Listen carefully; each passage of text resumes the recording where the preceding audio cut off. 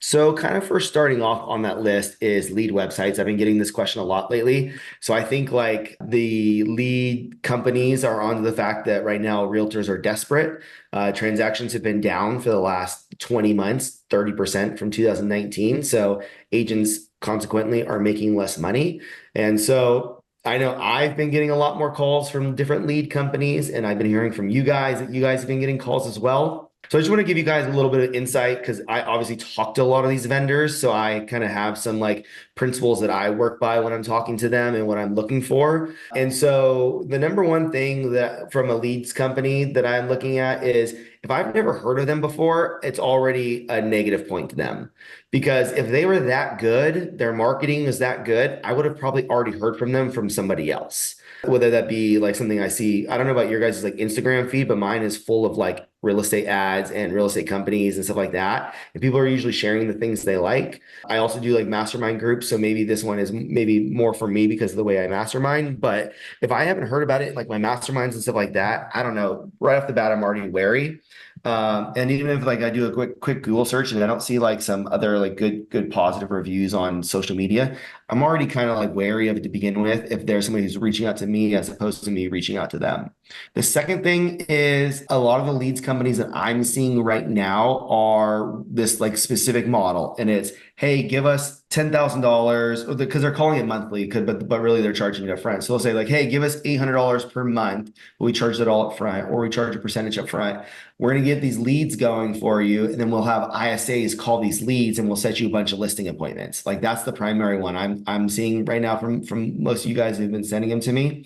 And so just kind of wanted to share some insight on that specifically because so the ISA model is an interesting model, and ISA stands for inside sales agent. So Titus actually used to be an ISA, so she can speak on this as probably better than anybody here. We as a company have had ISAs in the past too. What I'll tell you about ISAs is that when the market's good, I think ISAs are absolutely incredible because it's easier to catch fish and to get them into the boat. And you need to leverage your time really well to just get as many appointments as possible, right? When times get a little tougher, an ISA seems like a great idea because they're getting you more appointments. The problem I have though with when times are tough using an ISA is if I always go back to conversion is in the conversation, an ISA feels like a way to avoid a conversation initially, right? For somebody else to do it for you. And so when times are getting tougher, I actually think you need to focus on having more personal conversations. And anytime somebody's telling you they have an easy button that you need to talk to people less, I'm pretty skeptical right off the bat. If they tell me, hey, you press this button, give me $500, and then all of a sudden you don't have to talk to people. To me, that's already kind of a red flag. And then the last big thing is like, even if you guys still are like, hey, I think this is a good idea. Hey, this looks pretty good. I've heard other people or I've seen it online and it looks pretty good. And the salesperson has a good pitch and maybe the ISA might work for me. The last thing is if you, before signing up for it, is ask them for references that you can speak to that are having success with the program. And I am yet to run into somebody who is willing to give you one of these. They all seem to have NDAs signed with all their successful agents, which I find convenient. So some of you, when you guys join the team, talk to agents on our team. Some of you talk to multiple agents. Some of you I've asked to reach out to agents that are thinking about joining our team before. So like you guys kind of have had that experience with us. So I think anybody who actually has something that's exciting and worthwhile and marketable and like conversation worthy should have raving fans that want to share it. And if they aren't able to provide that, I would say pretty much that would be a no start for me if they're not able to provide somebody who's having success with that. So, and then the last thing is like the last just question I would ask yourself is because we are a leads team, right? We provide leads. And so I would just ask yourself too, like, is my current problem in having enough opportunities or is my current problem in getting enough conversions? And so we go back to that triangle that I've shown you guys, skill, effort, opportunity. For me, that triangle really helps simplify things. It's like, where do I need to focus most of my time right now? Do I need to improve my skills? Do I need a better opportunity or do I need more effort? Because I can tell you pretty much always, if there's somebody that tells you there's an easy button where you don't have to give the effort anymore, probably not real. Cool. So yesterday, you guys, those of you on the investment partner meeting, got to hear about two things. Number one is for anybody who is an investment partner or is going to become an investment partner, just want to reiterate, we're having our first ever investment partner conference on November 7th and 8th. Brett is working on a exact location right now, but he has the Hilton picked out in Pleasanton, right, as his top contender right now. So he's getting some further details on them. So it's going to be from 10 a.m. on that Thursday, the 7th, until 3 p.m. on Friday, the 8th. So we'll be an overnight. We'll do a fun dinner with everybody. And the two main things we're going to be focusing on in this investment partner conference is, well, actually, I'll add a third that yesterday I mentioned too. So the number one is we're going to focus on this looping technique from Jordan Belfort from The Wolf of Wall Street, my favorite movie. So Jordan Belfort's actually written a pretty incredible book called Loop. Well, I actually don't know what the book's called, but the method that he teaches is called looping, and it's all based on closing, separating your objections and your obstacles, so that way you get your objections before you ask for the sale. So that way you're helping someone make a decision as opposed to wrestling with them to overcome an objection. That's the first thing, is we're going to be teaching the looping method. Number two is we're going to spend a lot of time on helping you guys identify properties that are good investment opportunities. So a lot of us now are getting these bigger pocket leads, and I know a lot of us are really excited and enjoying them. And the question I've gotten from like a lot of people is like, well, I've gotten these great investors now. Like, how the heck do I start finding them deals for them to start buying? So we're going to focus a lot of the training on that. The third thing we're going to be doing is just a lot of mastermind and connection. So we'll teach something, and then we're going to do like breakout groups to help each other then grow at it. Not like, well, some role play, but more so like mastermind style at the tables, and saying, hey, this is my obstacle, and having people help you overcome them and stuff like that, and having that kind of intertwined with the training that we're going to be doing. So those will be the three main elements that will be built, the conference will be built upon. But I wanted to talk about this concept though, because we're getting these bigger pocket leads. So I don't want to wait 3 months for everybody. And I talked about this a little bit on the call yesterday, but I'm going to go a little deeper today. And the first thing I want to talk about is like this max allowable offer concept. So when you get a fix and flip investor, they're going to have this max allowable offer. Anybody who's a sophisticated investor. So like these bigger pockets leads you're getting, some are like brand new investors, which they're like, what the hell is a max allowable offer? I just want to buy a property, right? I heard you can make a lot of money doing it. So those ones you got to coach a little bit more. But some of them that you're getting are like sharks. Like they know what the heck they're doing. They're doing multiple deals. Their most important thing is deal flow. So for an investor, their most important thing is deal flow. I'll say it again. For an investor, their most important thing is deal flow. Like they make all of their money at the buy of the deal. And so if you're able to provide them value and bring them properties and opportunities, you're going to be their best friend. So first thing I think that's important is, before you even start like figuring out how am I going to identify properties, is identifying if it's a good deal or not. And so that's when we get into this max allowable offer concept. Before I go into the math behind max allowable offer, I want to just first preface this with, this is a sharks concept. Don't go into a call or any meeting ever with the concept of this is everybody's buy criteria.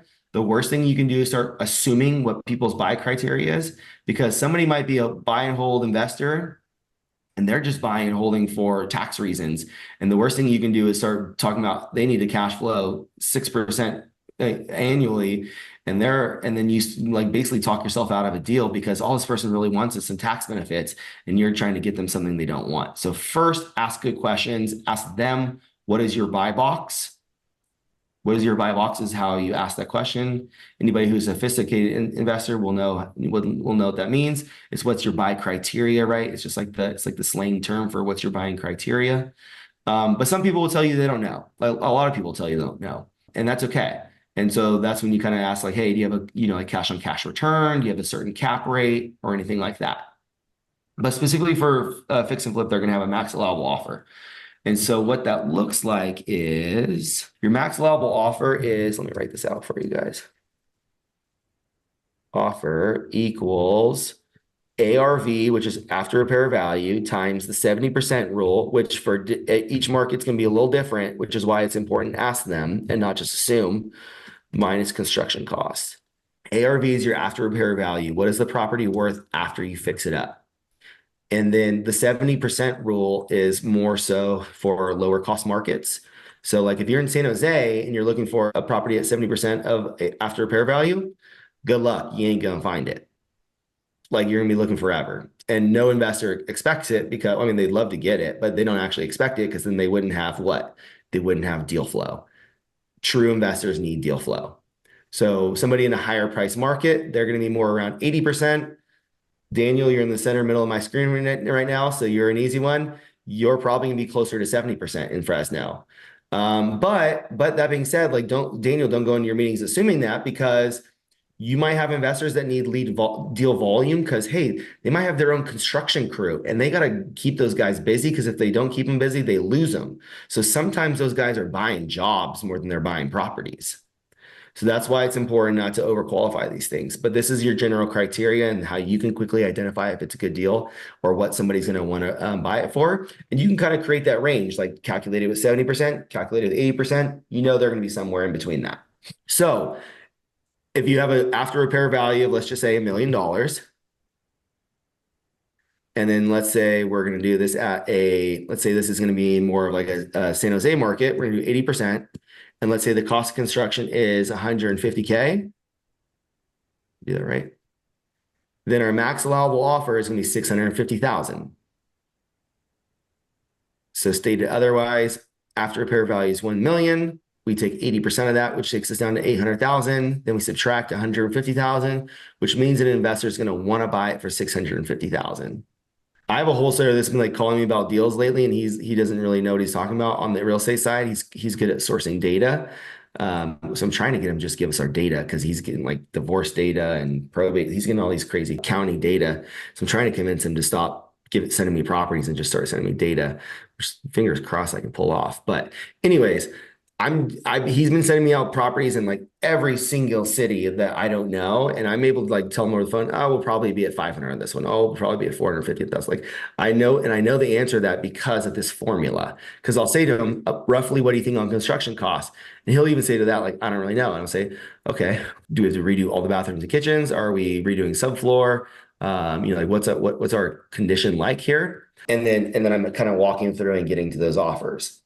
I was wondering if I can give you a real life example and you tell me if you can work the numbers and show me how this would work. I love it. I'd love to. Yeah. Thanks, Martin. Okay, so I've got a client interested in a house. It's they're asking $599. Okay. It's a fixer upper. I figure the houses in the neighborhood are going to go for about 1.3 to 1.5. I'm thinking that it's going to need maybe about $300,000 worth of repairs. 820. I'm trying to figure out what we should offer on the house to get it. Yeah. And I love that you started, Martin, with the asking price on that. And I almost stopped you. And then I was like, no, I'm gonna let him go through the whole thing to just show him like, do you see that the asking price went anywhere in my formula right there? No. So like, don't really worry about what the asking price is. And I know your investor wants to because they want to get the best deal possible to make the most amount of money. But Martin, is this deal on the MLS? Yeah. So everybody knows about it. Right. So you're going against people who know this formula. And so the likelihood that you're getting it below this, if you're getting it below this number, it's because other people think that the cost of construction is really this, or they think the after repair value is really this. You're not getting a better deal on it because they're asking less. You're getting a better deal because everybody's running their numbers differently on what they see the projections being. And so like, if it's off market, then you do have an opportunity of playing the person and doing that. If it's off market, that's different because you're negotiating one-to-one. If it's on the market, everybody knows about it.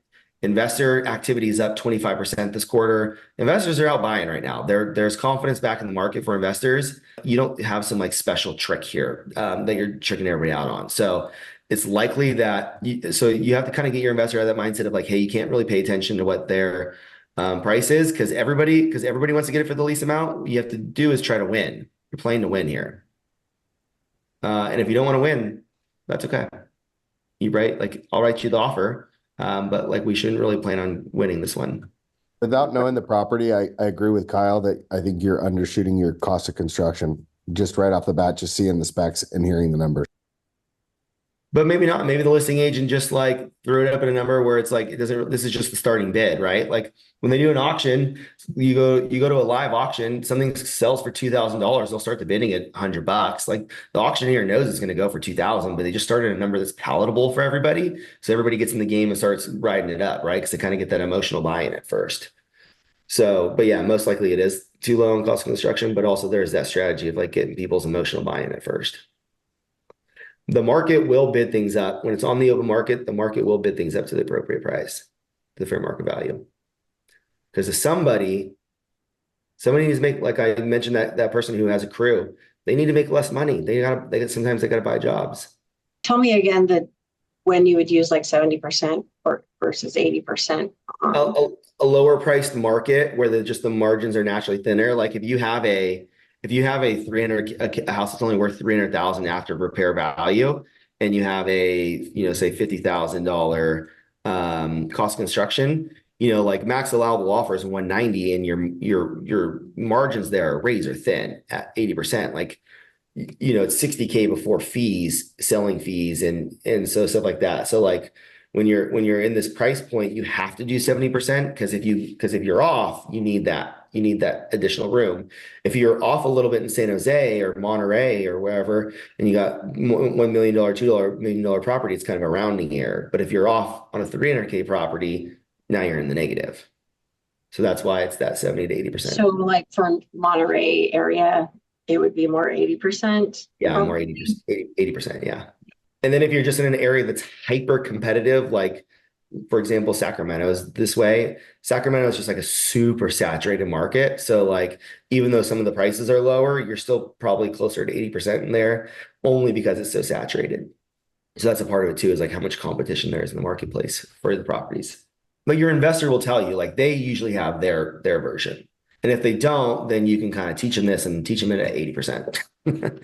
um, All right, now I'm going to tab over to ADUs, because I think ADUs, when we start talking about having these different investors for fix and flip, or more so buy and hold, but also for fix and flips, I think ADUs are really the cheat code of California real estate right now. So ADUs are accessory dwelling units in the state of California as of 2020. If you have a single family home, you can bypass the zoning. So previous zoning laws said if you had a single family home, even if you had a detached second dwelling, they could only be rented as one house, one dwelling, even though there was two kitchens. Like effectively, even though on paper it was two, you could only rent it as one because of zoning laws.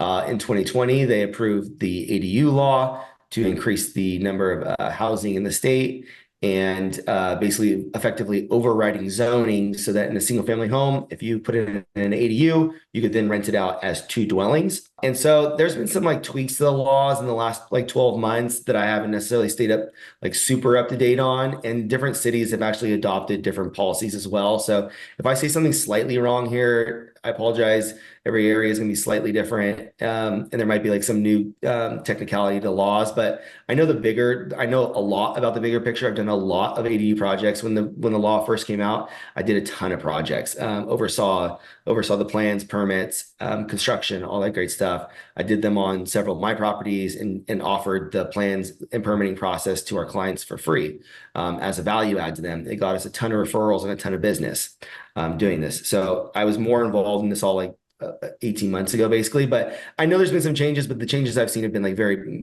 minuscule. So if I say anything slightly wrong, it'll only be off by a little bit. I just wanted to preface that. So on these ADUs, and then also that's the single family home. Now on a multifamily, this is even crazier. So any multifamily can have a minimum now of 2 ADUs added. 2. So even if it's a duplex, you can add 2. If it's a fourplex, you can add 2. So obviously from an ADU standpoint, if you can get a duplex with two car garages that are detached, that's a massive opportunity, right? Because you can turn that duplex into a fourplex for like 160K. Amazing, right? The ROI on that's incredible. But the ROI is incredible even on just a single family home. And that's what I kind of want to show today, is because if you have somebody who's more buy and hold, and you're like, Kyle, what do we do? There's no properties out there that are cash flow positive in California that are buy and hold. It's like, yes, at the time of buying, there's not. But if you look for ADU upside, there's a ton of opportunity actually. And there's some pretty great tax benefits to building ADUs as well through bonus depreciation. And then as you get into bigger units, so the multifamily law is actually that you can do 2 ADUs for a multifamily. And then once you get over 12, when you get 12 or more ADUs, then you can do 1 ADU per every 4 units. So if you have 11 units currently at the property, you can do 2 ADUs. If you have 12 units currently at the property, you can do 3 ADUs. The technicality of the law, though, is only 2 can be detached, only 2 can be new square footage, and anything above 2 have to be converted space. So like you'd have to convert a manager's office or a laundry room or something like that. So it does become a little bit more challenging. So the sweet spot is kind of in that like smaller multifamily place. But it's not to say that you shouldn't do it for the bigger ones. Like we have a 17 unit complex that we manage in Seaside, and we just recently did 4 ADUs there and converted the garages to 4 ADUs. It was a great project. So not saying that you shouldn't do it for those, but just it just gets a little bit more complex is all I'm sharing. If you are interested in, if you have a client who's interested in ADUs, there's a ton of people doing them now, but I like a site called houseable.com. If you can do sales through here, you can build a account, and then basically they'll do the whole feasibility and all that stuff for you at the property. You just pay a small fee and they'll contact the planning department, whatnot, and make sure that you can do an ADU at the property. I'd recommend doing all that stuff while you're in escrow and not before you go into escrow, because it's a lot of work to do before you even know if you're going to get the property. Like I said, there's a lot of planners and architects now that specialize in ADUs because it becomes such a big thing.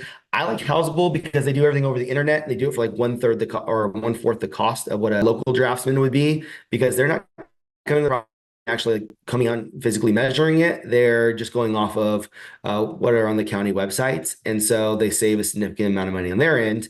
And I'm sure they're using virtual assistants and stuff like that to do a lot of the nitty-gritty work. So I'm sure that's a lot of the reason why too. But I can tell you, like, it works great. And your contractor, no matter who draws your plans, your contractor is gonna make changes no matter what when they start building it. So it doesn't really make a huge difference, because like your contractor and your draftsman are rarely paired together in the same, like, how they're usually not under the same house. They're usually 2 separate people. So they typically want different things. So you're gonna have you're running the same issues doing an online person as you are with an in-person person. And honestly, like, I've hired the people to be live in person before, and honestly, they get on my nerves more. I don't know. This is just me personally. Let's go through the numbers, because I think like this is like the coolest part of this. So as far as like what you're doing to create the ADU, I keep saying detached garage because I think it's the best, but it doesn't have to be that. It could be an attached 1 car. You could turn it into a studio. There could be no garage and you could do ground up construction, and it still pencils. I've done that personally on one of my properties. It penciled really well. And now like I've paid, like, my taxes have been significantly reduced for the last 2 years now because I did it, because of bonus depreciation. Conversions are just the best because they have the lowest cost of construction. So if you're building ground up, your cost of construction, depending on your area, is going to be like around 300 to 400. If you're like in a super expensive area with tough laws and you're going to be doing like nice materials, it goes up from there. But if you're going to be doing mostly rental grade materials, it's going to be anywhere from 300 to 400 most likely. If you build a relationship with a contractor and start giving them volume business, you can probably do it less. And that is what I did. But even if I had paid full price when I ran the numbers, it still would have worked. So let's take like a house in, One in the chat, 139.7. what's that, Titus? Yeah, one in the chat at 139 7th Street in Pacific Grove. Oh, you got one. Yeah. Oh, nice. Okay, yeah, let's check it out. Okay, so it's nice when these have these floor plans, because you can kind of like see what the square footage is. Super helpful. This is a smaller garage at 399 square feet. So typical like a standard 2 car garage is around 20 by 25. So which is 500 square feet. So being on the 399 side is definitely smaller. So I'd be interested what the storage is, but I'm just gonna run it based on 399. So at 399, that'd be a small 2 bedroom. So we're gonna do for a 1 bedroom. And then what is this house? Normally a 4.2. Okay. 4.2 in Pacific Grove. So let's do that. So our gross rent for a 4.2 in Pacific Grove will be what, Titus? Over 5,000. Probably 5,000. I'll just call it $5,000. All right. And then vacancy loss at 3%. And then, so your operating income is going to be your gross rent minus your vacancy losses. So your operating income is 4,850, even though your collected rent is 5,000. Is everybody clear on what vacancy loss is? Cool. When your property sits vacant, and the people love to not factor that in because it's a hidden. It doesn't show up on your P&L. It's a hidden cost.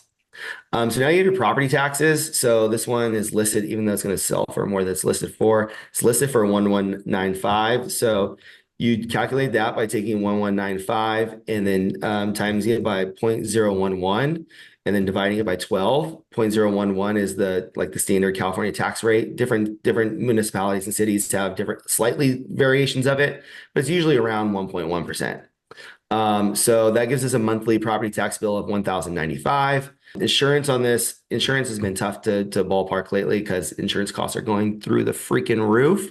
But let's just call it 120. I usually run my maintenance just as like on a basic 3% level. If it's an older home, probably want to do a little bit more. If it's a brand new home, you could do a little bit less, but it's an easy basic for you. Standard management fee is 8%. I like to have my tenant pay for their own landscaping in single family homes. We can call the capital expenditures also 3%. And then utilities, I like to have my tenants pay all their own utilities. So that gives us all of our operating expenses together as $1,900. So without a mortgage, we have our net operating income is 4,850 minus 1915. And I'm doing this normally. I put this in that, you guys know my my investment analysis sheet. I usually do in that, but I wanted to do it live calculating with you guys. You guys can kind of hear what I'm calculating because the sheets just kind of gives you the answer. This is giving you how the math got there, right? So our net operating income is only $2,934.58. This thing's not going to cash flow, right? Because a mortgage on that is what? What does Redfin say the mortgage is going to be? It's 20% down at a jumbo loan at 6.84%. They're saying 7,820, right? So that's rough. So you got your mortgage there. Oh, I did that twice, but that's cool. So our cash flow on that with 20% down, almost negative $5,000, right? Yikes, rough. And let's say I'm low on the rent. Let's say it's really 5,500. Still 4,470, right? It doesn't get much better. Yeah. And I did everything with formulas intentionally so that it would adjust with what I was saying. All right, but now we're going to take this ADU. But now this one's not going to pencil, but at least you can see what it does. Hopefully Jay's that he has in Folsom does pencil. So now when we build the ADU, right? So let's add now 2,200 for that one bedroom.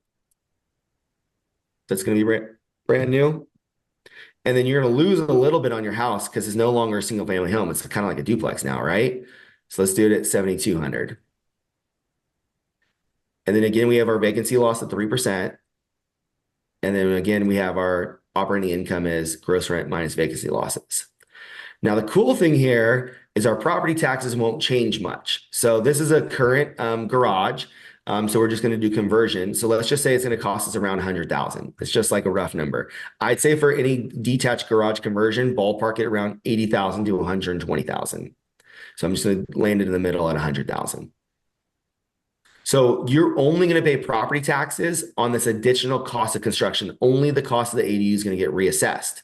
So what you're going to have is this property tax is going to carry over plus 100,000 times now your 0.011 divided by 12.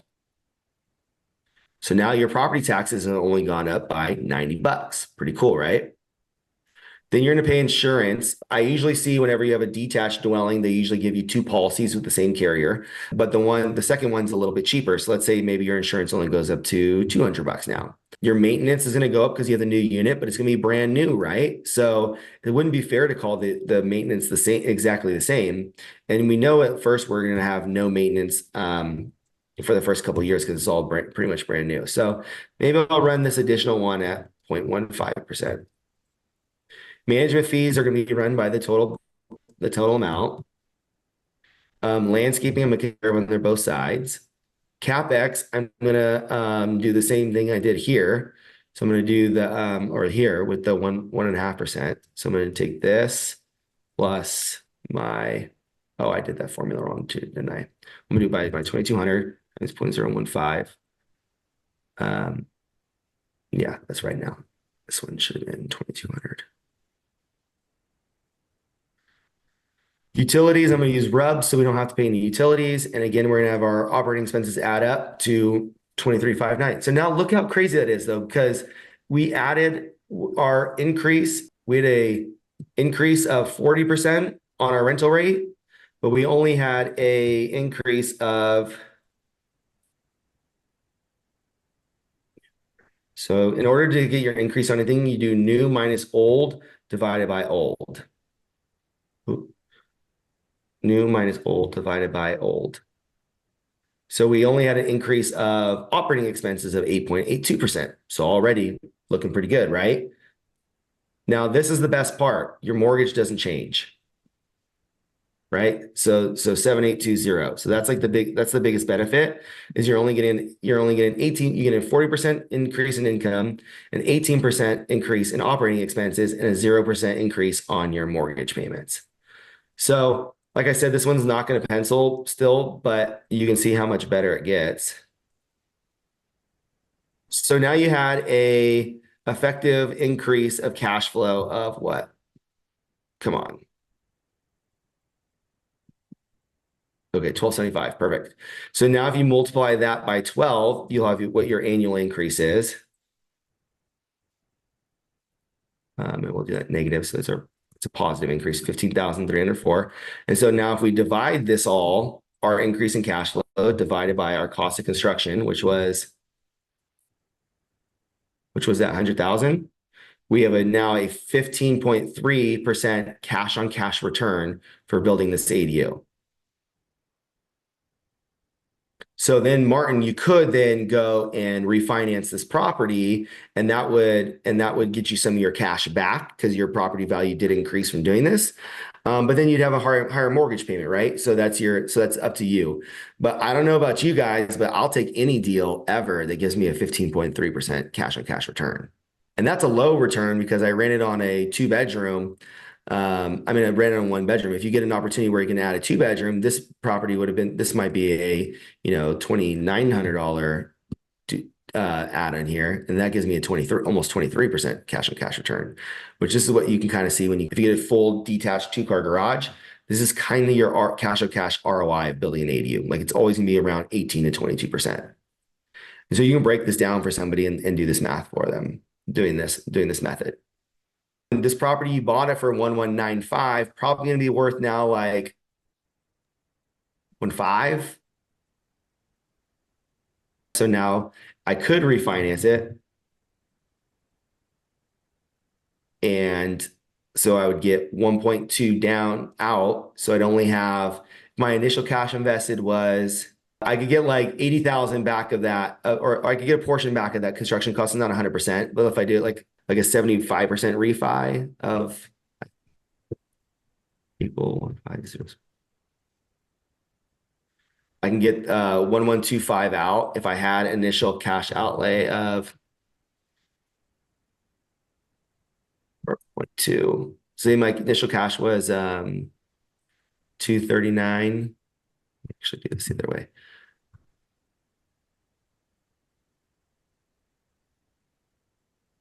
So my initial cash outlay was 239 plus I built the ADU of 339.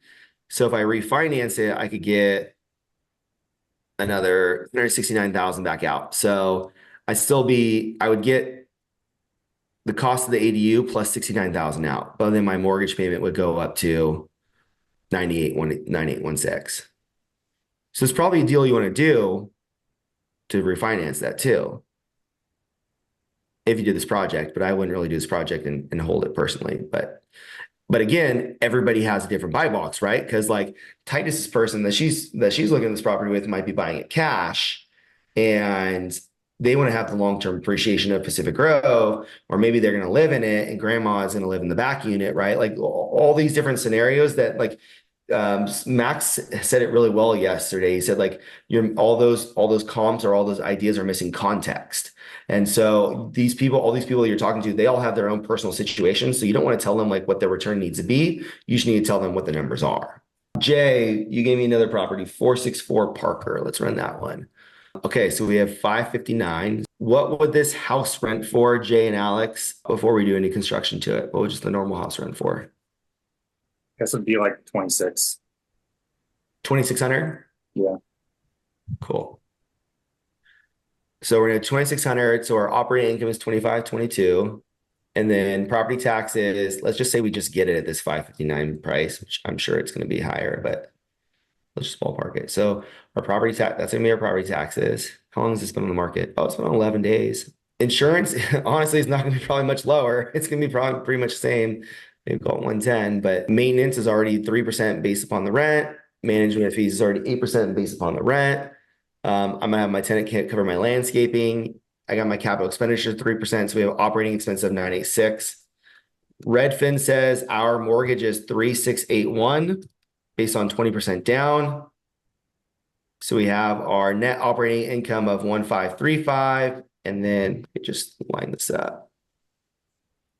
So negative 2,145 on the cash flow. So looking here at this property now real quick, let me get a look at this this garage. See if they got a floor plan or anything. No floor plans, but it looks like it's pretty average size. I would guess around 500 square feet. Is there two garages? No, they just also happen to paint. I was confused about that as well. I took a tour on the property recently, but that's just the other side of the neighbor's garage. Got The it. interesting Okay. part about this one is that entire street, whoever did the build back in 95, every house has this detached garage Oh, cool. on the Okay. street. Fascinating. So, Fascinating. This is only 1995 construction. It looks like way older. That's interesting. yeah. Wow. Okay, they built it to like It's a intent. good reason to door knock that neighborhood. Yeah, Yep. that's a cool insight. So when you get these houses on the property line too, like some people will tell you you can't do these ADUs because they're on the property line here. So that's actually not correct. You can do them.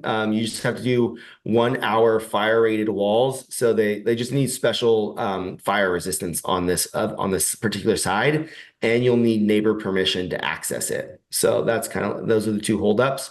But I have done it multiple times where the property is like right on the property line like this. But some people will tell you can't do them. And again, kind of same as my same preface that I gave the being a call, every area is a little different. But I've done it in some like tough cities that have a lot of rules. And so I'd be surprised if your city had more. There's some that do, but not many. So now we do another 2 bedroom. This one's a 2-2 renting for 26. So could we say the front one might go down to 24 if it did a 2-car garage? Like, what would a 2 bedroom, 2 bath house rent for that didn't have a garage space and had a ADU in the back? Would you say 23? Would it go less than that? That's fair. 23 is about right. That's a desirable area. And then the other one's going to be probably 23 also because it's going to be brand spanking new, right? And so like tenants especially like will pay more money for things that are brand new. Make like for the sake of numbers, maybe I'll call it 2,200, but it's going to be pretty close. New, like people just get like stuck on this like whole like brand new construction thing, which I don't know, maybe they're right, but I think it's silly personally. So now you have, look at this, an 84% increase in income, right? Pretty wild. That's pretty cool. Property taxes, again, so only our cost of construction. I'm going to keep that, just going to call it a even 100,000. It's going to go up to 604. Insurance, I'm going to keep that same bump up to 200. Maintenance, I'm going to keep that same bump up to, yeah, I think that's perfect. Management fee stays the same. Landscaping, I'm going to keep the same. CapEx, I'm going to keep the same. Nice. So we had a 40% increase in operating expenses, but an 84% increase in gross rents. This one's going to pencil out pretty well. So we have our mortgage stays the same, which is one of the biggest benefits. So our net operating income now is 2,978. Let me change that to equal that. So we're still negative cash on the property, 702, but we have a 17% cash on cash return for our cost of construction. Maybe if you're putting more down initially, it might make sense. Or if somebody is, not cash flow sensitive, the property still is probably not like something I would be like seeking out to be like a amazing investment opportunity. But See your difference in your difference in your mortgage payment is only $300 for that additional 59,000. So not a huge return. So 17%. So like what other investments do you guys know where you can pretty much get this is pretty much guaranteed 17.32% cash on cash return?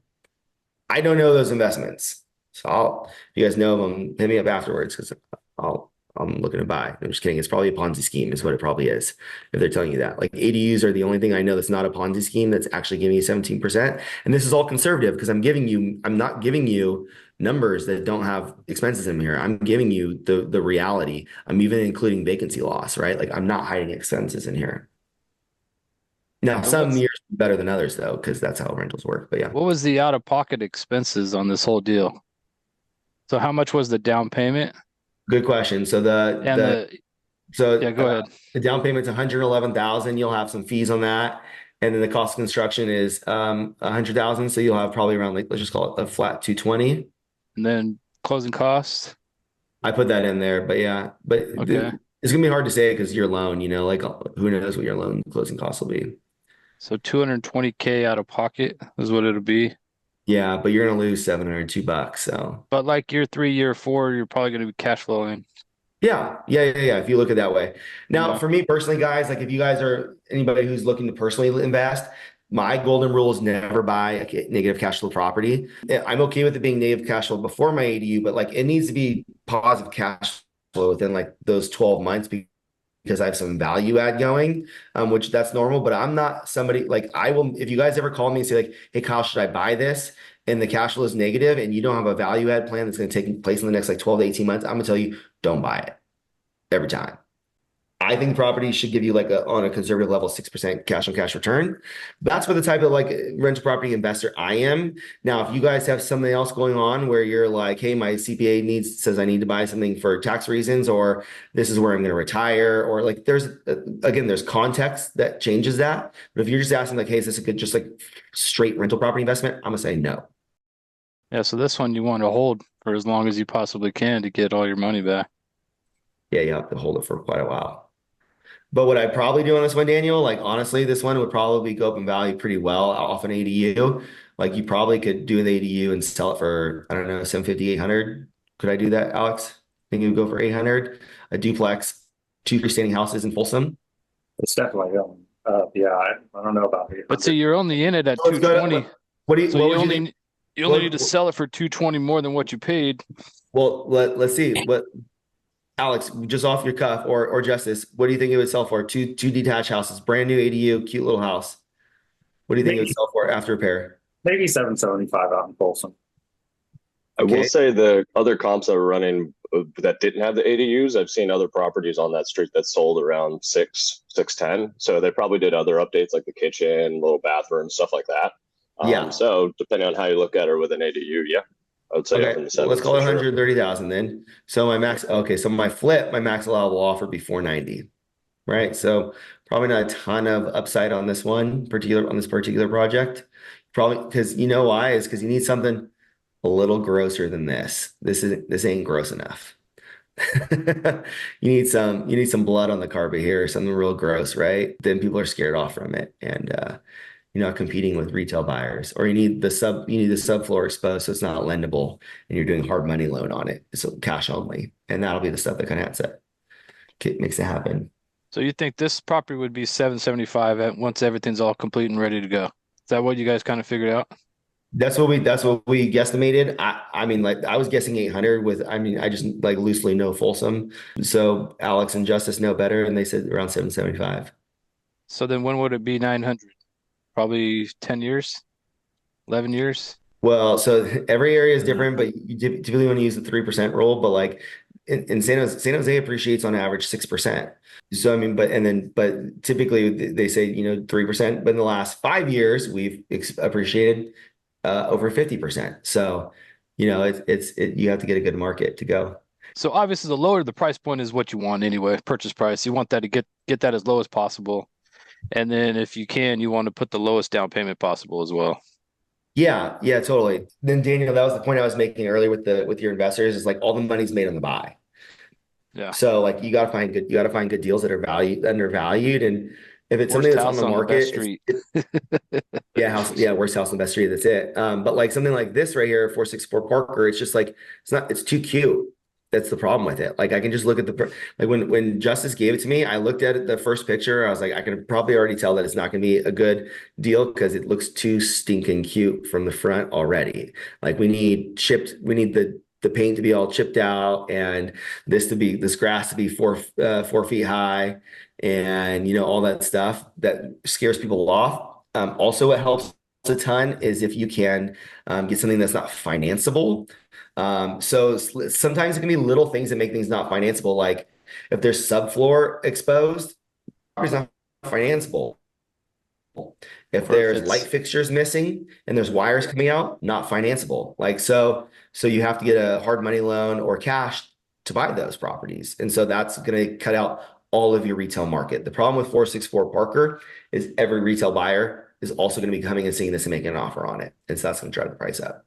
I hope this is helpful for you guys. I think ADU, even though we had 2 examples that didn't make money, you still saw the ROI being 15% and 17% on just doing the project to begin with. So if you can find a project that has, upside on just the house maybe, and I didn't even show you guys, like if you guys do it on a duplex, it's bananas because then you could build those 2 brand new and then you have a 4-plex.